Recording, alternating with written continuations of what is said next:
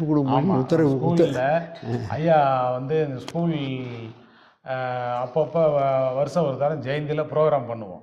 ப்ரோக்ராமுக்கு எங்களுக்கு என்ன ப்ரோக்ராம் பண்ணுறது அப்படிங்கிறது ஒரு இதாக இருக்கும். அப்போ ஐயாவினுடைய பாடல்கள், ஐயாவினுடைய வரலாறுகளை நாடகமாக போட்டு அந்த பாடல்களை குழந்தைகளை பாட வச்சு டான்ஸ் ஆடி இந்த மாதிரி கிட்டத்தட்ட ஒரு 25 வருஷம் அப்படி பண்ணீங்க. கோலாகலமாக கொண்டாடணும்.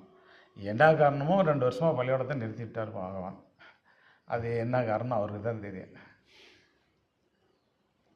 அதனால் சேலம் சுற்றுப்புற கிராமங்கள் எல்லாரும் இந்த இதனுடைய வைப்ரேஷன் பகவான் இங்கே இருக்கார். நீ என்ன பிரார்த்தனை பண்ணாலும் நடக்குது.